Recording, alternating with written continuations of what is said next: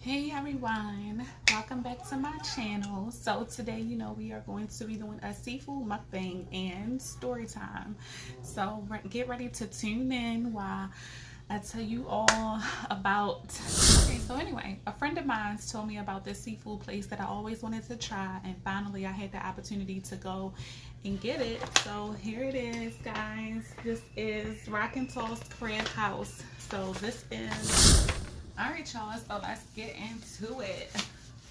Let's get these gloves on. Let me show y'all what the little situation is right quick. Okay. Yeah. Okay. So yeah. And one of the things that I'm highly upset about is the Department of Anne Arundel County public school system. They really disappointed me. And all right, y'all. Sorry about that. I had to take a minute because, like I said, every time I talk about this, I get emotional and it just reminds me of that moment when I was actually going through it. And I'm kind of like jumping around and telling you all bits and pieces of exactly what happened. But I promise you, I'm going to get down to the nitty gritty. But the bottom line, my question to you all is the fact that he's 5 and the fact that he's getting ready to graduate and go to first grade. I wanted to know,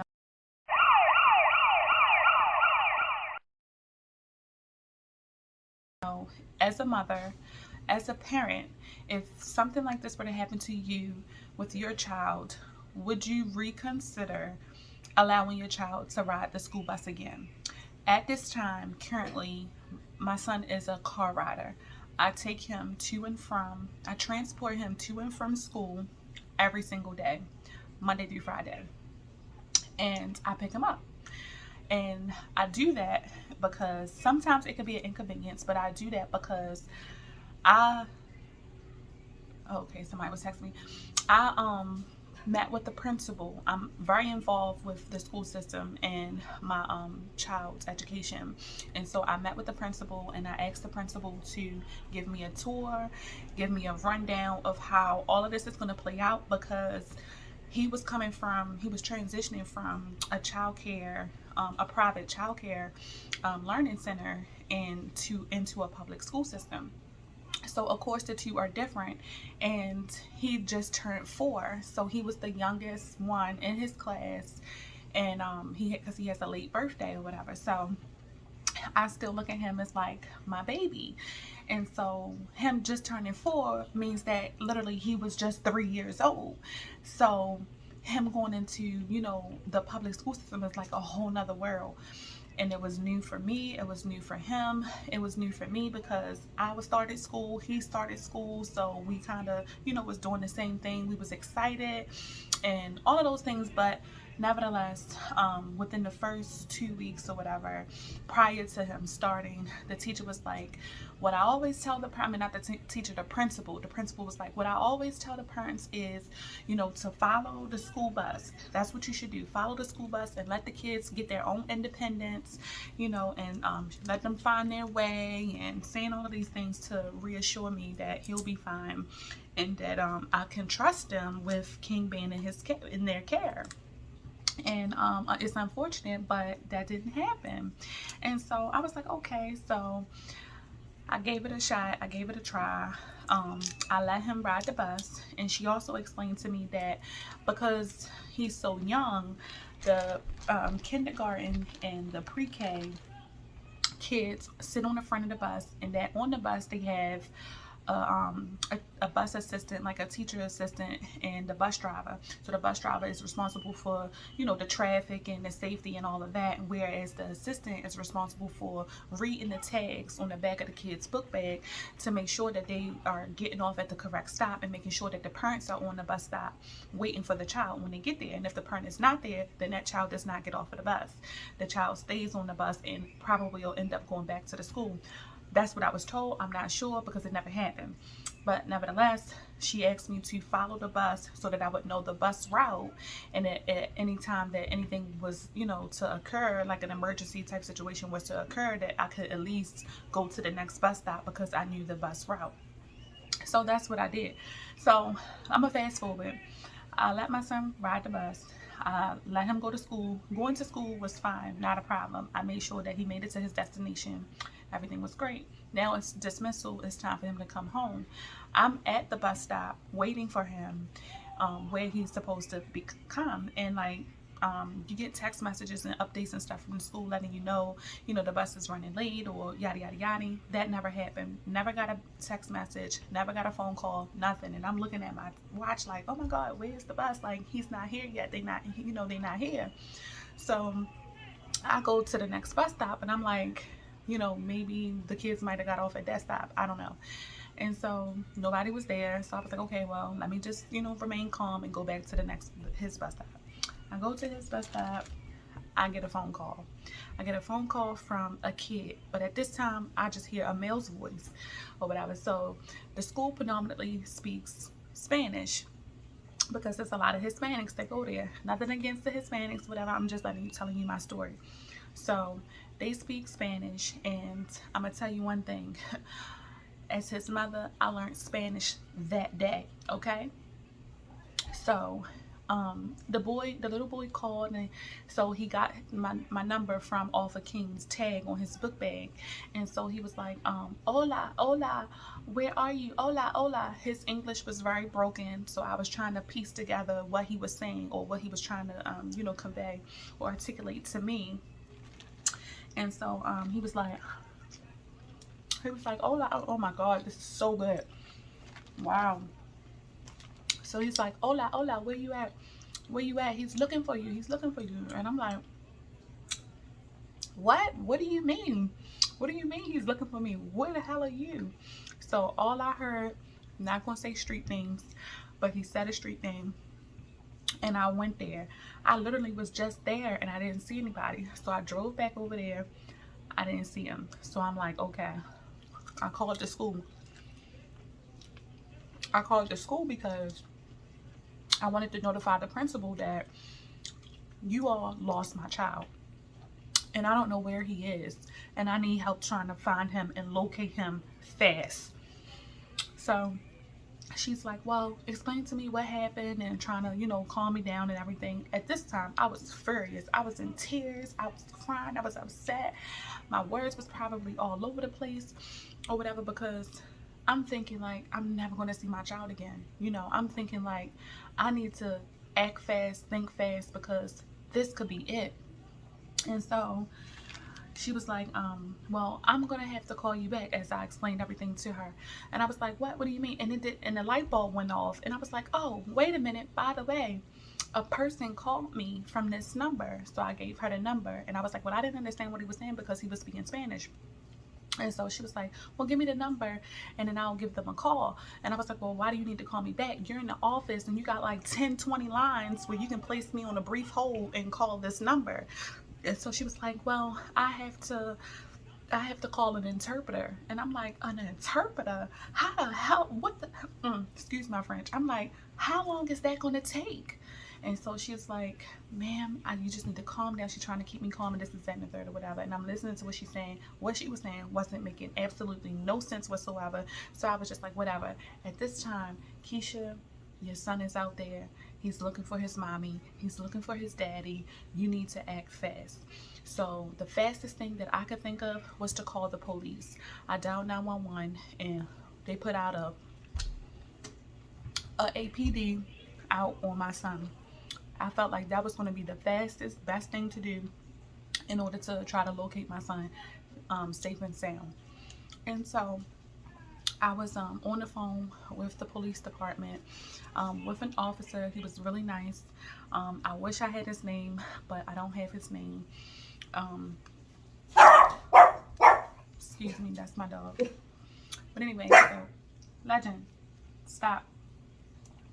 So I'm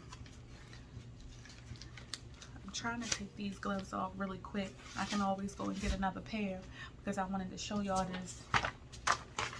This is the police report right here. They had to put out a what is that, APD out on him. And then these are, it says missing person, juvenile, and it basically states everything that happened. This is 3 pages worth of things into all the units, the calls to all the units that went out to look to all the officers or whatever to try to locate my son when I gave the description to the officers. So moving forward, I went to the police department and I got this for records for myself because I was ready to withdraw him from this school. I didn't know if I was going to do homeschool at the time, if I was going to do a private school at the time, if I was going to just transfer him to another school. But that school has lost all respect for me, and that school was no longer going to be a thing. Like, I was really going to own that school. I was going to contact my lawyer, contact the news, and use my platform to bring awareness to my situation and to my story, because I felt like other mothers and other parents should know that, you know, the system has failed us as parents. And so we trust, you know, that when we send our child to school, you know, that they're going to be in good hands for X amount of hours that they're there. You don't expect to get this phone call or to expect to be standing out on the bus stop and, you know, wanting to pick up your child and your child is not there or never gets off that bus. Like, I was like raging, like, oh my goodness, like, let me take a break.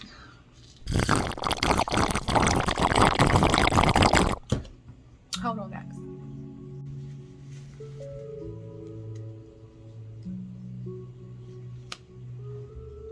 I can't tell. Is it? Oh, okay. I couldn't tell. Alright. Put this back on. My food is probably cold because I'm rambling, running my mouth. I'm trying to get the story in and eat my food at the same time. That is really hard to do because I want to be able to enjoy my food too and give a review on this restaurant to let you all know if it's something that you should definitely try. As of right now, yes, I'm giving it a yes.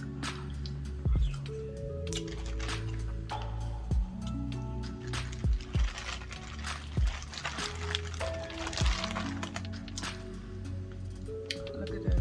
Oh my God.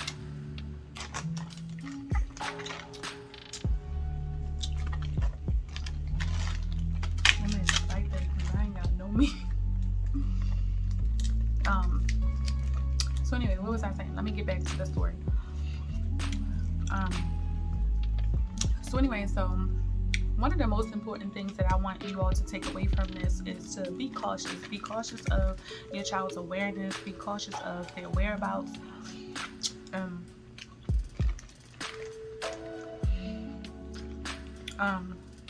Stay on top of the school system, the teachers, the principals, the assistant principal, the guidance counselors or whatever. Just be involved. Be involved with your children. Be involved with their education. Be involved with their lives so that you all can know what's going on and they can share things with you and open up to you honestly.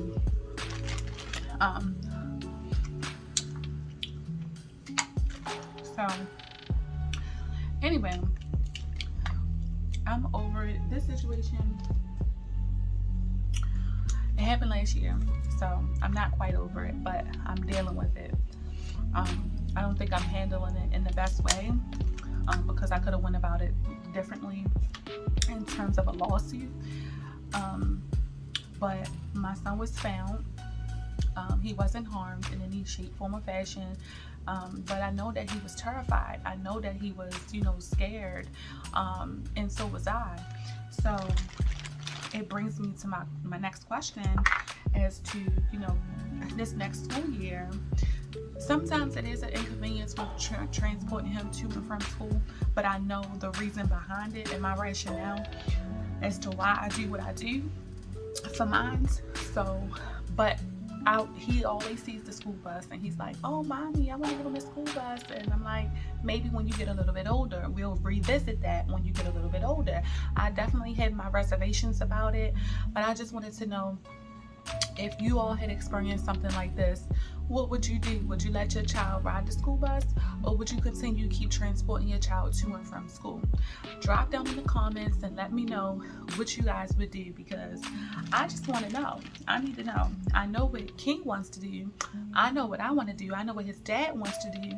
but I want to be able to make the best decision, you know, for him. Is he missing out on any kind of socialism? No, because when he comes home, he goes outside, he plays with his friends, he goes to the playground, he goes to birthday parties, he's very active, he's very involved. He doesn't have a problem with making any friends. Everybody loves King, okay?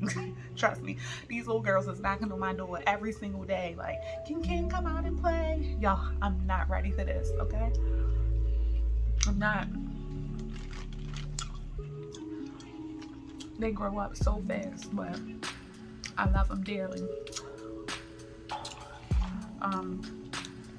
But yeah, so because he asked is why I'm asking you all, because ultimately, yes, I'm going to make the final decision, but I just want to know, you know, from other parents, you know, and from other mothers that may have experienced this before, and we just don't know about it, because people don't talk about stuff like this. So I just want to know. No, I recommend going to this place because the food is like blazing, like it's so good. It's so good. I can eat seafood all day, every day. No cap.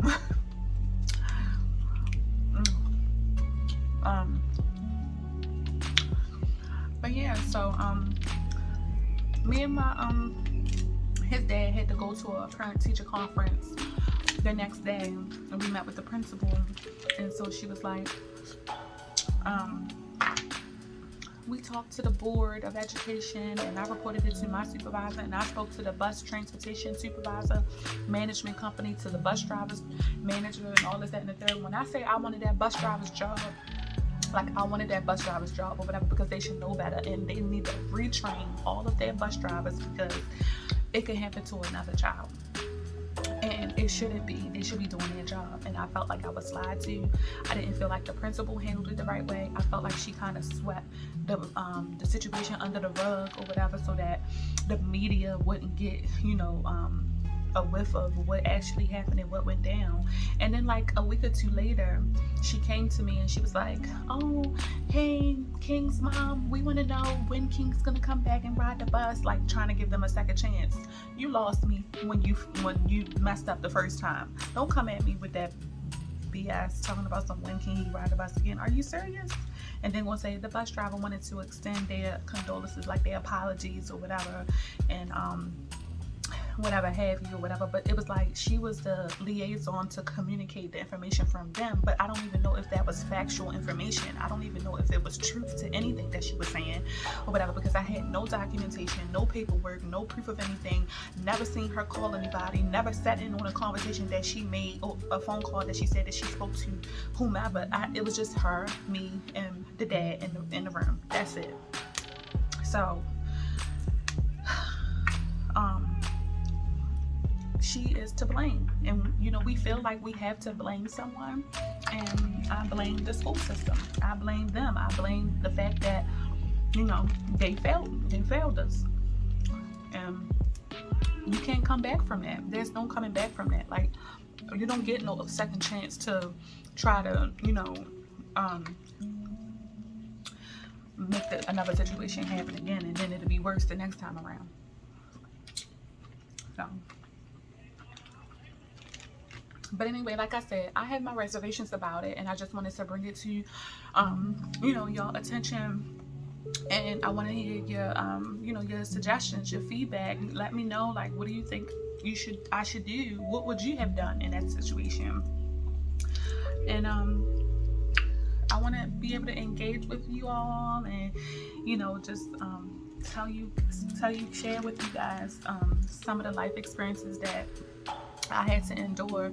And my son was traumatized. Like, we were traumatized for a long time, because not even that happening in that month, but on Mother's Day, I feel like I want to save that for another story time. I think I'm going to save this topic for another story time, guys, because this is my first story time that I ever done, and I want to get y'all feedback to let me know if y'all like the story time and if you want me to continue doing story time.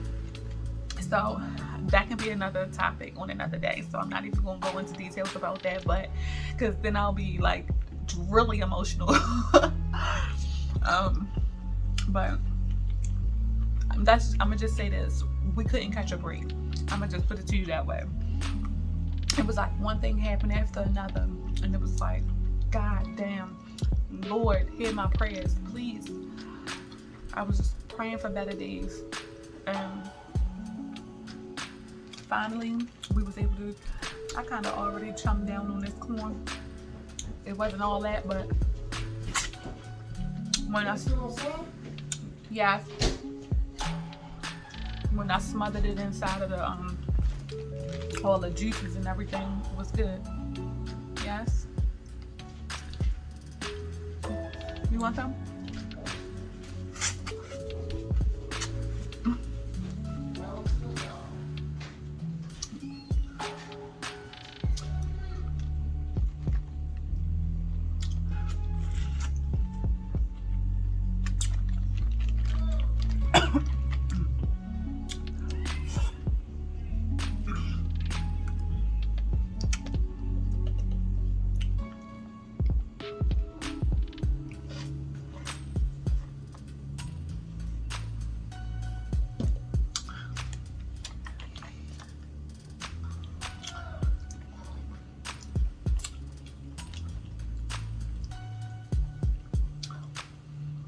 So anyway, y'all, make sure you like, comment, subscribe to my channel. If you're new, welcome to the Pretty Girl family. Hey. Make sure y'all subscribe too. And listen, like, subscriptions are free, okay? I see that I got like 84 subscribers. I'm trying to get to 100, so make sure you click that bell and hit the red button, please. Okay, please.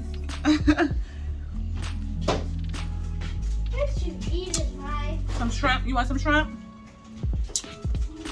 Hi. Come say hi. Hi. Really?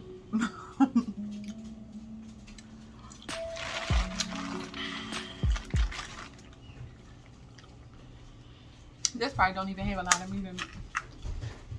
Look, ain't nothing in there. Hey! Empty. Shower. Put your dirty hands in the refrigerator. Whatever happened to Antonio? Who's Antonio? Antonio McGuire. Don't tell nobody government like that. You Oh, said, this who's was Antonio?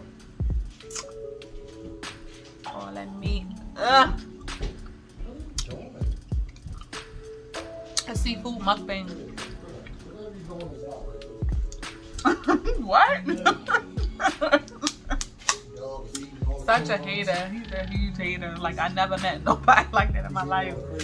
Like, You ate some silica poison earlier. what's silica poison? Just the package that comes out of drawers and different things to keep it. Yeah, like fresh. Yeah, let me eat that. How you get that, Key? On your watch. On the floor, like everything else. On your watch. I don't know. He's a dog. I'm not watching this dog. On your watch. I'm just saying he's gonna die. Wow, you hear this? That's already dog abuse right there. Animal abuse. Just.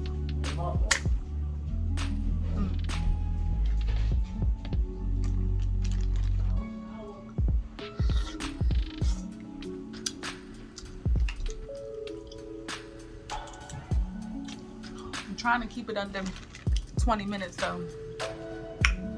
Because people be trying to either zoom right through the video and not watch the whole thing, and you don't get credit for that if you don't watch the full video. So that's why I'm gonna tell all my families to watch the full video. All right, y'all, but this your girl, Fine Ass Keisha. So this was my story time and my seafood mukbang. So I'm gonna go ahead on and let you guys go. I'm gonna finish up my food and everything. I hope you like my story time, and I make sure you guys subscribe, like, comment down below, okay? I already said it again, but I'm gonna say it again. Subscribe. Ow. I forgot to tell y'all this part of the story. So they found him and how they found him. So they found him because when I called the police department and I reported and gave a description of what he had on and what he looked like, so a light bulb went off and I was like, oh yeah, by the way, this is vital information. This is highly important. A number had called me. A guy had called me And I gave the police officer the telephone number where the little boy called me. And so basically what they did was trace the call, and it was, I guess, pinged off of certain towers in the area, and then that's how they was able to locate him. However, the police officer that I was talking to on the phone never told me that they had my son. And so he's like I'm like, you know, at a stoplight, and he's like, put this address in your GPS or whatever. So he give me this address, I put it in my GPS or whatever, and in my mind I'm just like, you know, all kinds of thoughts and everything is racing, and I'm at a red light, and in my mind I'm like, do I stop at this red light? Do I run through the red light? Do I keep going? Like what? Like, because, you know, we think about tickets, getting pulled over, accidents, and all of those things can happen or whatever. But at the same time, my son's life is at jeopardy, and every second matters. Every second counts. So if I, you know, am not there as fast as possible, like, it could be my, you know, last time, you know what I mean, that I ever see him again or whatever. So in my mind, I'm just like I said, all of these thoughts were racing, and I really didn't know what to do. But what I did was abide the signals, the street signals, only because it wasn't that long of a wait. And so finally, when I got to the destination, I hurried up and put my car in park, and I ran over there so fast, and I was like, oh my God, that's my son. And I gave him a hug and everything, and I kissed him, and I'm looking at him and making sure that he's not hurt, he's not injured, he's not bruised or whatever. So the family that called me on the phone was Hispanic. And so the mom had broken English, so she had the little boy call me, and the little boy English wasn't the greatest. So like I said, I was trying to piece the puzzle together, piece words together that he was trying to say. And so anyway, this bus stop right here is King's bus stop, but then this bus stop over here is like on a main street, off of a main street. But she took him off of the main street and then put him into like these apartments that was sitting way back, like in the woods. Now, if you as a mother going to, you know, follow this bus route that you follow when you know, initially let him ride the bus before, and then you go to that bus stop and you don't see him, you go back to the other stop, and you like, you know, now you completely fucking lost, and I'm going in circles, like, you know, where could he be? Maybe it's a stop that, you know, I missed, that I wasn't, you know, because when I followed the bus initially, I followed it from his stop and then going to school, so it could have been a stop before his stop that I wasn't aware about. So anyway, that's the reason that I called the principal, because I was like, I could be missing something or whatever. But nevertheless, he was home safe and sound. Me, him, and his dad, we all reunited as one big happy family, and we came home, and I held him so tight. I kept him so close. I slept in his bed that night, and I just held him all night long or whatever, because I was just like so afraid that, you know, if I didn't do what I did as a mother, that, you know, who knows? I don't even want to think past that or beyond that or whatever. But bottom line is, that is the reason that he is no longer riding the bus. But he's getting older now, and so he's getting ready to turn 6. And so I'm kind of like on a borderline, like 50-50, but I'm not sure. So I want to know what you guys think, what you guys would do if you was in this type of situation with your child, and as a mother or as a parent, because his dad experienced it as well. So I'm not going to exclude the dads from out of this, you know. Yeah, come say hi.